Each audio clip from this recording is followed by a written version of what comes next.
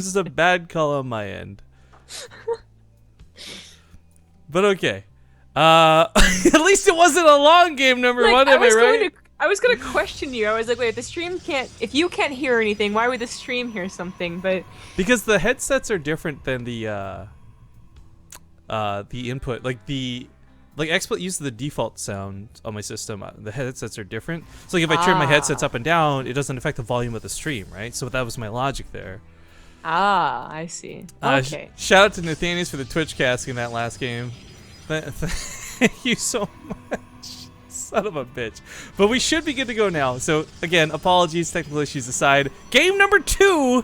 At least this wasn't a qualifying game. It wasn't the most important one. Spawning in the bottom left side. He's up 1-0 in the series. Playing for Dead Pixels. It's Patience. In the top left as the red Protoss, he's trapped. I have literally 15 messages on Skype right now. Did you good. know you're muted? Did you know the sound's muted? So good. You know, do you want to curse anything else? I Do feel you want like to talk about your internet savability? Like, huh? I think what we need is like, you know, one of those signs. It's like accident free for blank days, and they have to keep resetting it to 0. I need like mute free for like 0 days. I feel like get to 3 and then we got to reset it all over again because I goofed it up really bad. I mean, how is your internet? Is like, you know, stormy outside or? No, it's a wonderful day, Zonrib. I can't It's wait. pretty stable, huh? Yeah. I can't wait to go for a. Oh, shut the fuck up.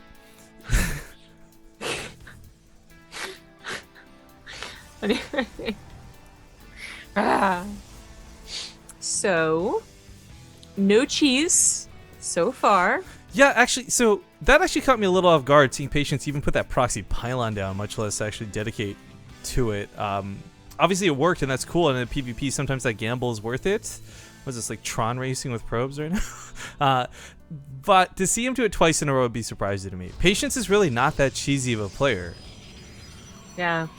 Well, I brought it up in the last cast, which y'all didn't hear. But Patience. You could say that about anything right now. You'd be like, oh yeah, we taled about Gaddafi last game too, but you wouldn't know exactly how that game was gonna go, and you can't say any differently. You can't prove it. So, but we talked about it before that, as Patience is not feeling so hot in this matchup. I mean, he almost forfeited in the Alima League because it was a PvP, you know? So, some of the first, you know, instincts of not liking a matchup is to cheese in it. And that's why where I was going with, you know, the reason that Patience would start off so aggressive. But yeah, in general, not a super cheesy player. So a second time, maybe not necessary. Maybe he has that morale boost after taking the first game.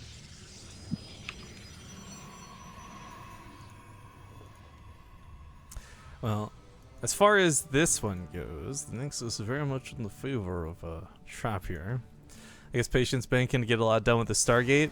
It's not impossible. We've seen better PvPs with Stargates, but I don't know how much this is really gonna get done. We'll see. First Stalker goes to Patience. The pylon is gonna get overcharged. A couple of sentries for maybe a clutch force field or two. The Phoenix could actually come and try and snipe the mothership. Yeah, but I mean, I don't know. Do you really want to reveal it when it's just one? Probably not. It is 2 now. Third one's on the way. The mothership core being protected now by 3-4 stalkers, though. You shouldn't be able to snipe it. And this push has been deflected. So that does put Trap up a Nexus. Luckily, it won't be for too much, though. The probe transfer is going to be really nice, and there will be, again, about like a minute of economic boost here for him. But the probe counts are still fairly even, and it's not like he's pulling wicked ahead. Snipes the sentry. Snipes both sentries. Ooh, and the Phoenix. Oh, almost got out alive. I don't know about losing that. Phoenix need pretty high counts to be effective. I wonder if it's more worth it to start long distance mining. You've got 24 out of 16 probes. Maybe. Possibly. So is this going to go into the mid game? The Phoenix option for Patience is a little interesting, but he'll be transferring out soon enough. I mean, I'm going to guess they're both going to go into Blink Stalker, but we do have... Actually, I would have sworn that Trap is definitely going to go for the Blink Stalker, but no Blink. Straight into the Templar Archives. Still warping in Stalkers, however, makes this very interesting. 'Cause it's Blink Stalker, Disruptor, or it's like Charge on a Mortal Archon. That's like the two choices that you have. But with so many Stalkers, I thought for sure he was gonna invest into them. Oh, I forgot not to turn clan tags off because it traps barcode. My bad. Sorry, guys. Some people confused. Just happy to turn off clan tags a lot of the time now. The Templar Archives finishes up. It's been a while since we've had this dynamic. I kind of forgot about it, but feedback was pretty good versus Phoenix. Because there was a time in PvP where Phoenix were like stupid too good. Yeah, I mean, I thought about that, and certainly if you can get away with it, then use the feedbacks before you terminate an Archon, but I wondered if it was worth getting the Templar Archive so quickly. Excuse me. As opposed to investing anything into the Twilight Council, whether it was Charge, Blink, or hell, even Resonating Glaives. But there is Charge, a lot more gateways on the way as well. Because you're not going to be depending on a Robo. That makes a lot of sense. Charge is a long way off, though. It kind of almost has a... Not entirely, but a little bit of the Zergling mentality to this as well. If you're going to be investing in a lot of units like Zealots, the Phoenixes can't possibly pick them all up. Yeah, and of course they cannot pick up an Archon, so... Feedbacks, Archon Splash, the Phoenixes won't be too useful. I still think very much so that you should be able to group up the effort to pick up bigger units. Like, teamwork, 5 Phoenix picking up an Ultra, like that makes sense. Do you just have to memorize what picks up what, or is there like a logic to it? Like three Phoenix pick up a something that would weigh 400 pounds, or is it health based? Like if it has 300 shields, like it's 5 Phoenixes. It's 1 Phoenix per appendage, right? Because everything in the game only has 2 arms and 2 legs. So like the Ultralisk, don't sound so shocked. I mean, like the Ultralisk has each one picks up one of the legs. Per phalange, shut up. Like even the Thor has got 2 arms and two legs. You can pick that up. Teamwork. Well, like the Archon technically only has 2 arms. Like 2 shoulders. Look how big those shoulders are. Shoulders. They're huge targets for. So 2 Phoenixes. I need to pick up an Archon, but 4 for an Ultralisk. Yeah, it makes sense. Does appendage count tusks? First off, they don't have tusks, Zombie. They have Kaiser blades. But nice try, smartass. I'm the smartass. The Phoenix are quickly, the Phoenix are quickly deflected out of the main. He was diving in for a couple of those annoying kills, but the back end of this, again, I really like the Templar. There's no storms for this. These are strictly to feedback to spam the Phoenix, and 2 Templar can certainly get the job done. Phoenix are pretty useless without their energy, and of course, if they've got too much, that feedback can straight up kill them. But look at this big attack. That Disruptor can be huge. In fact, I really like the Disruptor here in the favor of Patience. This actually made the Zealots stop charging mid-charge because they weren't sure what that was going to look like. So boom, takes out a good chunk of the Zealots right off the bat.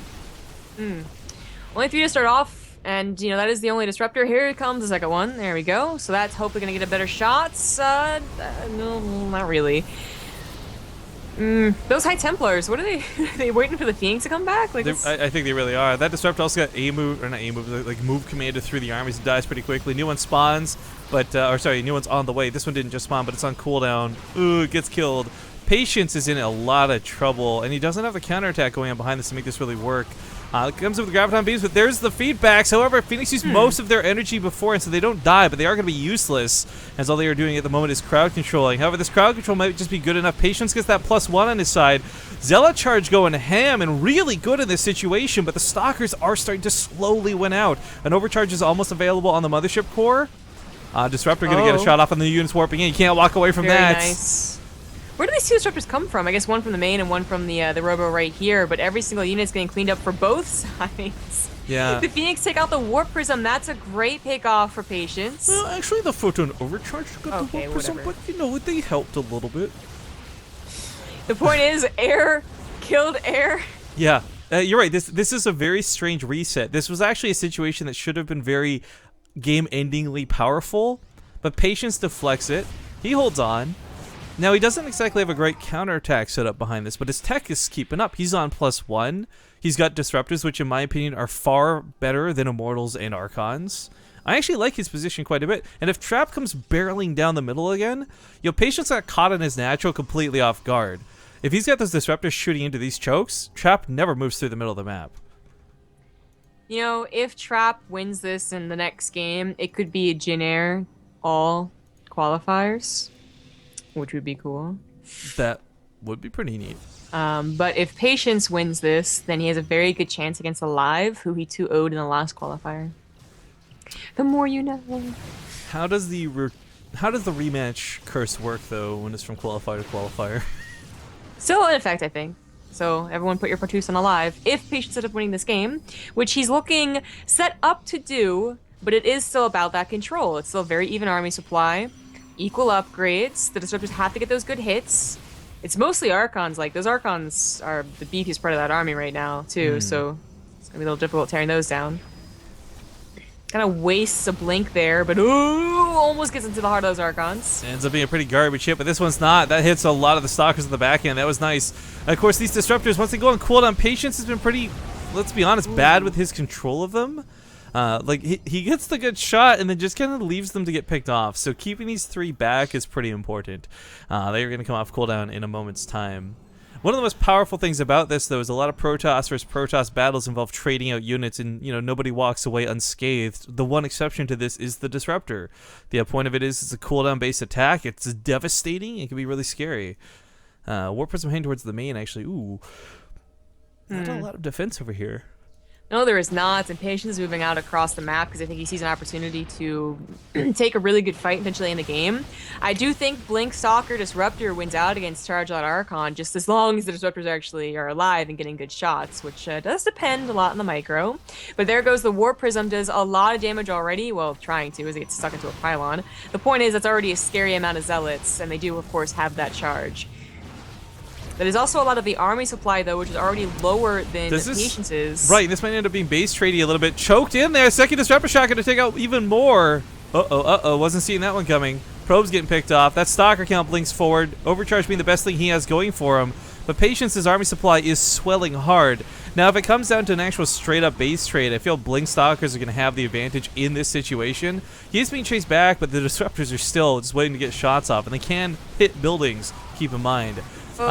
Back at home, looks like the Overcharge is starting to deal with this. Same with some of the Adepts, but I think just perhaps a little too much. Yeah, GG. Patience, GG, knocks Trap out of the qualifier.